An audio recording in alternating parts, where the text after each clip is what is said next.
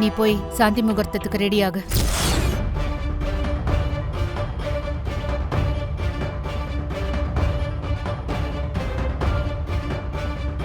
அத்தை, உங்ககிட்ட நான் காலையிலே பேசணும்னு நினைச்சேன். இப்போ இந்த சாந்தி முகூர்த்தம் சம்பிரதாயம்லாம் வேணுமா? ஏமா, காலையில உன்கிட்ட சொல்லிதானே அனுப்பணும். இல்ல அத்தை, கொஞ்ச நாளைக்கு அப்புறமா இதெல்லாம் வச்சுக்கலாமே. இங்க பாரு வெண்ணிலா, அக்காவுக்கு அப்படி ஒரு கனவு வந்ததுல இருந்து அவங்க மனசே சரியில்லை.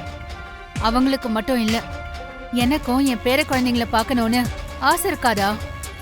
ஏன் உங்க அப்பா அம்மாவுக்கு அந்த ஆசை இருக்காதா? இன்னும் எத்தனை நாள் தான் இப்படியே இருப்பீங்க? கல்யாணம் ஆகி இவ்வளவு நாள் ஆகியும் உங்களுக்கு சாந்தி முகூர்த்தம் நடக்கலன்னு தெரிஞ்சா அவங்க எவ்வளவு ஃபீல் பண்ணுவாங்க? அதுக்காக இல்லத்த, நாங்க இன்னும் ஒருத்தருக்கு ஒருத்தர் புரிஞ்சுக்கணும். அதான். வெண்ணிலா, கணவன் மனைவி உறவுல சாந்தி முகூர்த்தம் ரொம்ப முக்கியமானது. அதுக்கப்புறம் தான் ஒருத்தருக்கு ஒருத்தர் நல்லா புரிஞ்சுப்பீங்க.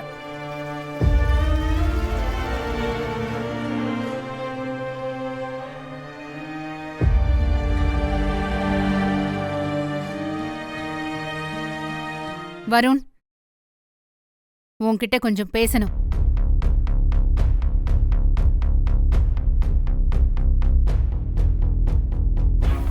இப்போ உண்மையை சொல்லு, வெண்ணிலாவை எங்க கூட்டிட்டு போயிட்டு வர? அம்மா, என் ஆபீஸ்க்கு தான் போயிட்டு வரோம். இப்பெல்லாம் வெண்ணிலாவை அடிக்கடி உன் ஆபீஸ்க்கு கூட்டிட்டு போயிட்டு வர போல. அம்மா, அது நீங்க தானம்மா சொன்னீங்க வெண்ணிலாவுக்கு பிசினஸ் ஐடியாலாம் சொல்லி கொடுக்கணும். அவ வீட்லயே இருக்காம உங்களை மாதிரி பிசினஸ்ல சாதிக்கணும்னு. அதனால தான் அவளை கூட்டிட்டு போய் பிராக்டிஸ் கொடுத்தேன்.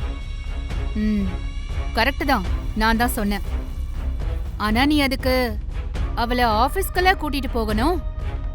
எதுக்கு கோர்ட்டுக்கு கூட்டிட்டு போன?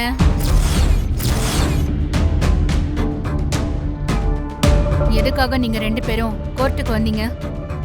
அம்மா, உங்ககிட்ட ஆல்ரெடி சொன்னேனேம்மா, கோதண்டத்தால உங்களுக்கு ஏதாவது பிரச்சனை வந்துடுமோன்னு பயந்து போய். வருண், நான் உன் அம்மா. நீ என்கிட்ட பொய் சொல்றியா உண்மை சொல்றியான்னு என்னால ஈஸியா கண்டுபிடிச்சிட முடியும். நீ வெண்ணிலாவை விட்டு தப்பிச்சு ஓடிடலான்னு நினைக்காத. இந்த ஜென்மத்துல உனக்கு மனைவினா அது வெண்ணிலா தான். நீ எவ்வளவு ட்ரை பண்ணாலும் உன்னால வெண்ணிலாவை பிரிய முடியாது. இல்லம்மா, நீங்க என்ன முயற்சி பண்ணாலும் என்னையும் வெண்ணிலாவையும் ஒண்ணு சேர்க்க முடியாது.